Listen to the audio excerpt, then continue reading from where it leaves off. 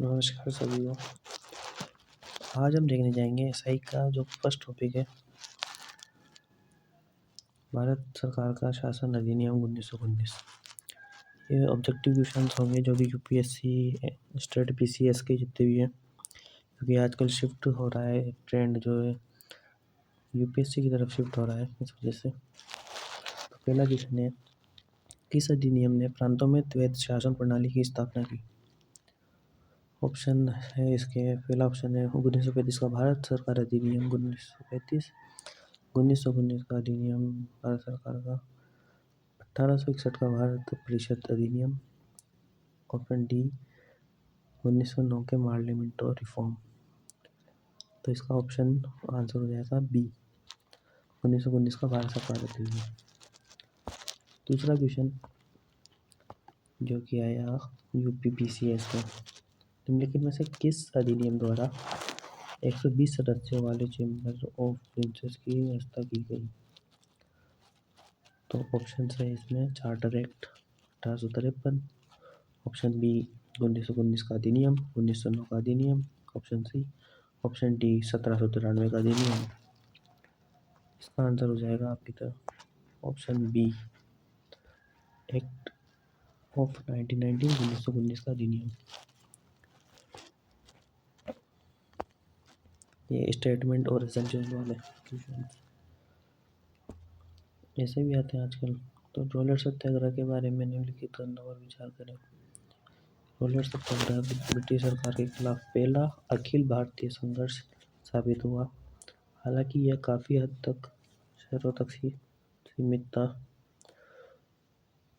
कथन 2, roulette act ने अभिव्यक्ति की स्वतंत्रता जैसे मौलिक अधिकारों पर अंकुश लगाया और पुलिस की शक्तियों को मजबूत किया।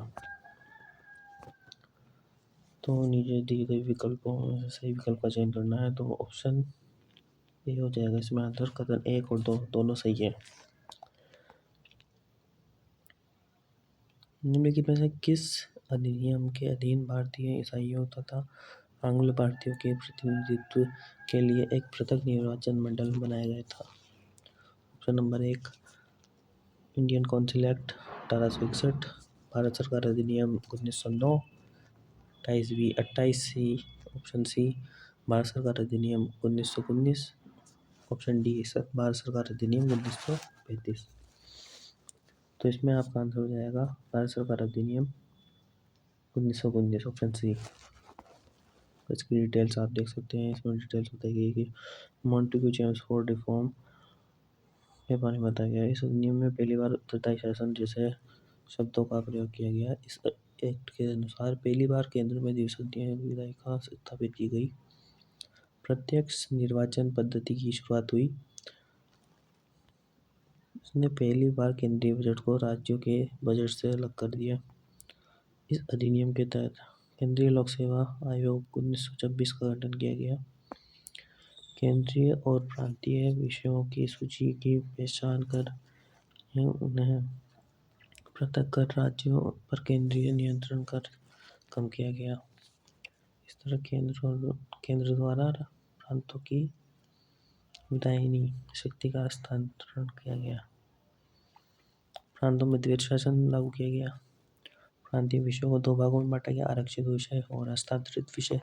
आरक्षित विषयों पर गवर्नर कार्यपालिका परिषद की सहायता लेता था और हस्तांतरित विषयों पर गवर्नर उन मंत्रियों की सहायता से शासन करता था जो कि विधानसभा के प्रति प्रभारी थे। इस तरह प्रांतीय शासन पर जन सामान्य का सीमित नियंत्रण था और पृथक निर्वाचन प्रणाली का विस्तार हुआ, जिसमें सिख, भारतीय, ईसाई, आंग्लों का और यूरोपियों के लिए प्रत्येक निर्वाचन का विस्तार किया गया। और अन्य जानकारी है तो कोई इम्पोर्टेंट इतना होगा नहीं। भारत सरकार अधिनियम 1919 ने निम्नलिखित में से किसको स्पष्ट रूप से परिभाषित किया? ऑप्शन ए न्यायपालिका एवं विधायिका के बीच शक्ति का पृथक्करण, ऑप्शन बी केंद्रीय एवं प्रांतीय सरकार के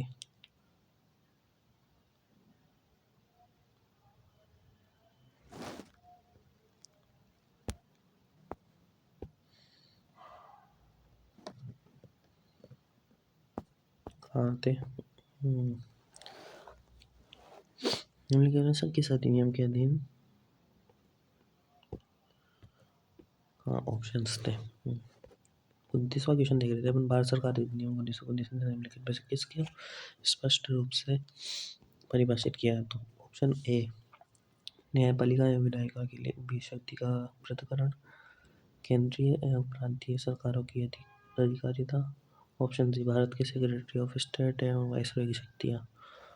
और ऑप्शन डी में से कोई नहीं है। तो ऑप्शन बी हो जाएगा इसका आंसर, केंद्रीय एवं प्रांतीय सरकार की अधिकारिता। भारत शासन अधिनियम 1919 के अंतर्गत भारतीय विधायिका का अंतिम निर्वाचन किस वर्ष में आयोजित किया गया था? इसका आंसर हो जाएगा ऑप्शन नंबर सी, 1945। ये इस तरह के कूट वाले जैसे भी आते हैं आजकल यूपीएससी में। 1919 के भारत सरकार अधिनियम ने ऑप्शन कूट दे रखे हैं। केंद्र में द्विसदनीय विधान मंडल की स्थापित किया था। प्रांतीय कार्यकारिणी में द्विशासन आरंभ किया। ऑप्शन 3, भारत में संघीय शासन प्रणाली का प्रारंभ किया। तो इसका आंसर हो जाएगा ऑप्शन नंबर डी, 1 और 2 कथन सही है इसके। CET 2013 में आया हुआ है। यह भी यूपीएससी के द्वारा कंडक्ट किया जाता है। निम्न में से किस अधिनियम के अंतर्गत द्वैध शासन व्यवस्था लागू की गई?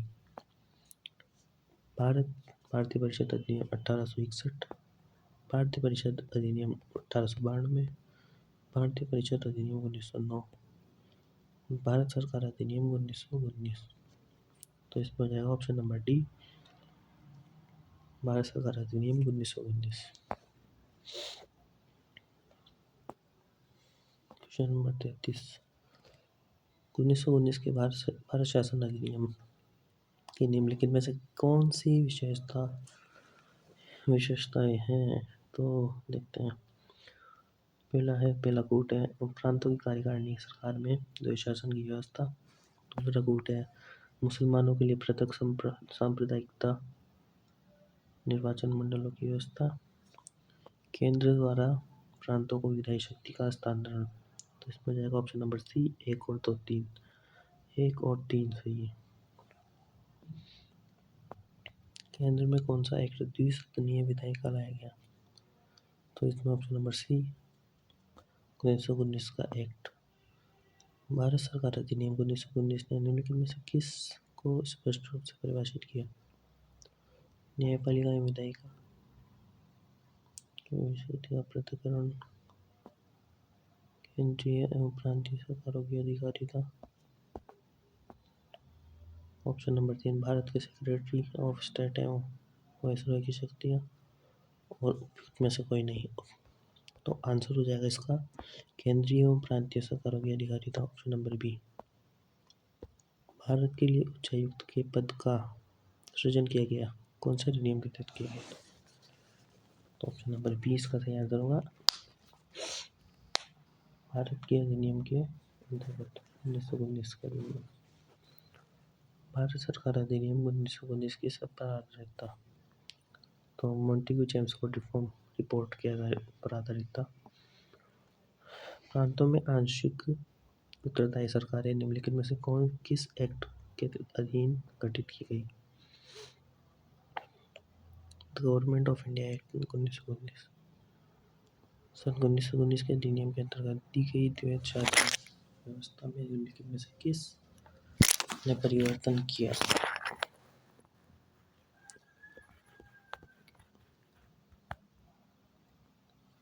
बुद्धिमान समिति, सप्रू समिति, साइमन कमीशन, बटला राय। तो उसका आंसर हो जाएगा बुद्धिमान समिति। 1919 के अधिनियम की प्रस्तावना निम्न बातों की